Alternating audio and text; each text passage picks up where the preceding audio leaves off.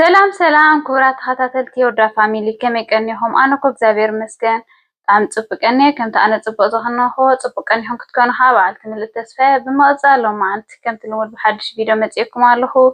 ሎማዓንቲ ንሰርሓ ካ ሲናመን ሮል ኢና ክንሰርሕ ሓቢርና ካብ ሓንሳብ ንከታተላ ኢና ማለት እዩ። ብመጀመርታ ካ ነቶም ሳብስክራይብ ይኹን ብኩሉ ነገራት ሳፖርት ዝገብሩና ካ ካብ ልቤ ደመስግን። እቶም ናተይ ቤተሰብ ዘይኮንኩም ቤተሰብ ክትኮኑ ካ ብትሕትና ይዕድም። ብምቕፃል ናብ ስራሕና ክንከይድ ንኸይድ ብሓንሳብ ኣብዚ ሕጂ ሸሓነ ኣዳልየ ኣለኹ። ቀፂላ ሓንቲ ኩባያ ፀባ ተጠቒመ ኣለኹ። ቁሩብ ውዕይ ዝበለ 50 ግራም ሽኮር ከዓ ተጠቒመ ኣለኹ። ኣብዚ ካ እንቋቑሖ ኣነ ክልተ ክጥቀም እየ ስሞል ስለዝኾነ ላርጅ እንድሕር ኮይኑ ካ ሓንቲ እንቋቑሖ ተኣኽለና እያ። ክልቲአን ቀሪፈ እትየን ኣለኹ። ተፈቲኹማ ላይክ ሳብስክራይብ ምግባር ኣይትረስዑ ኢኹም። ተባዕኹም ኣይፈለየኒ። ስለኩሉ ነገር ከዓ ብጣዕሚ እየ ደመስክነኩም። ኣብዚ ቫኒልያ ሓንቲ ማንካ ተጠቒመ ኣለኹ። ኣብዚ ብምቕፃል ከምዚ ዓይነት ለቢቶ እውን ሓንቲ ማንካ ክጥቀም እየ። ሓንቲ ማንካ ኣብዚኣ ተጠቒመ ኣለኹ ንሰዓት ፈረቓን ማለት እዩ። ኣብዚ ኣንሳልትድ ባተር 50 ግራም ተጠቒመ ኣለኹ። ነዚአን ፅቡቅ ጌርና ብሓንሳብ ሚክስ ንገብረን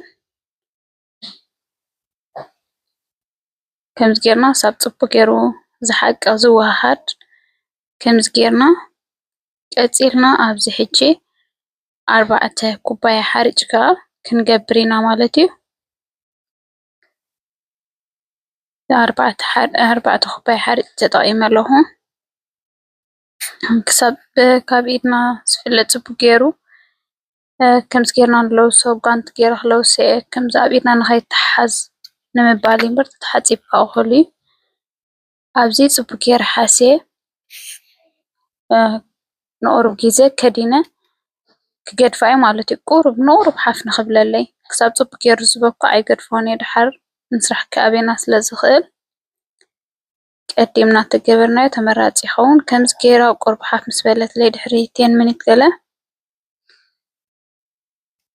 ኣብዚ ዝኾነ ጣውላና ፅፉፍቲ ኮይኑ ሓፂብና ክንጥቀም ንኽእል ኢና። ኣነ ግን እዚኣ ስለ ዘላትና ዓባይ ኣብዚኣ ቁሩብ ሓርጭ ነስኒሰ ኣብዚኣ ሲና ሓርጭ ነስኒሰ ኣብዚ ገይረ ፅቡቅ ገይረ ክሰጥዮ ማለት እዩ። ብከምዚ ዓይነት ተጌርናዮ ቀልጢፉ ፅቡቅ ሰጥ ይብለልና። ከምዚኣ እንዳገበርኩ ፅቡቅ ጌራ ክሳብ ከባብ ኮይና ሳይትኾነለይ ከምዚኣ ገይረያ ቀዲመ ኣንሳልትድ ባተር 50 ግራም ለኽዮ። ቀፂለ ኣብዚ ሲናመን 2 ማንካ ፍርቂ ኩባያ ሽኮር ከዓ ተጠቒመ ብራውን ሽኮር ብሓንሳብ ሓዊሰዮ ብላዕሊ ከዓ ኩሉ ነስኒሰዮ ማለት እዩ። ከምዚኣ ገይረ ጠቕለላ ፅቡቅ ጌርና ኣብዚኣ ከምዚ ጌርና ምስ ጠቕለልናያ ብማዕረ ካራ ጌርና ክንቆርፆ ኢና። መጀመርታ ነታ ሸሓነ ነብስለላ ኣብ ኦቨን እትዋ ዝኾነ ባተር ወይ ዘይቲ ንለኽያ። እዚአን ተን ጫፍ ጫፍ ደለዋ መጀመርታ ንቆርፀን ተን ጫፍ ክልተ ለቨል ንኽመፀልና። ኣብዚ ሕጂ ማዕረ ገምጋም ጌርና ማዕረ ክስታይ ንገብሮ ከምዚ ምስ ቦኽዐ ገሊኡ ንላዕሊ ገሊኡ ንታሕቲ ንኸይከውን ኣብዚ ማዕረ ገይረ ሕጂ ቆርፀ ከምዚ እናገበርኩ ማለት እዩ። ከምዚ ኮይኑለይ ኣሎ ንኹላ በብሓደ ከምኣ እናገበርኩ እናቆረፅኩ ኣብቲኣ መሰንከቲተይ 2 ብ2 እናገበርኩ ክሰርዖ እየ።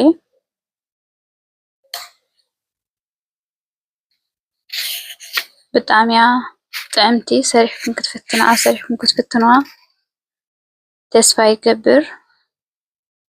ላይክ ከምዚ ፍልይ ዝበለ ሰንበት ገለ ብጣዕሚ እዩ ዘኽርአካ። ከምዚ ገይረ ንኹለን ኣዳልየን ኣለኹ ቆሪፀ ተን ዝተረፋ ካብ ካልእ ሸሓነ ገይረየን ሕጂ ንሓደ ሰዓትን ፈረቓን ከምዚኣ ገይረ ሸፊነ ኣፅኒሐያ ማለት እዩ። ከምዚ ኮይኑለይ ቁሩብ ሓፍ ኢለለይ ሞርኮ ኣይኮነን። ኣብዚ ዊፒንግ ክሬም ገይረ ንኹላይ ክብበላ። ዊፒንግ ክሬም ብጣዕሚ እዩ ጥዑም ዝገብሮ ሞር ከምቲ ዝድለ ከምቲ ተፀቢኻ ኩሓፈ ይበለትለይን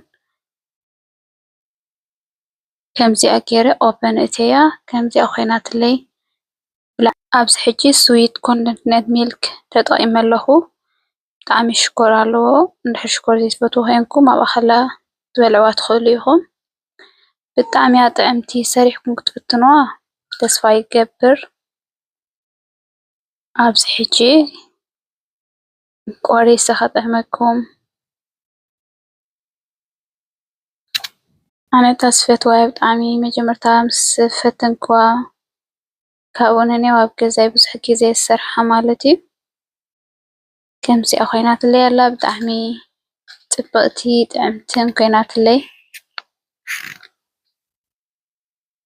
ከምዚኣ ጌርና ክንምገባ ንኽእል ቁርሲ እውን ይኹን ኣብ ዝኾነ ሰዓት። ኣብዚ ስዊት ኮንደንስድ ሚልክ መይሰ ገይረ ኣለኹ ብላዕሊ ኣነ ብናተይ ኣይድያ እዩ እዚኣ እያ ማለት እዩ።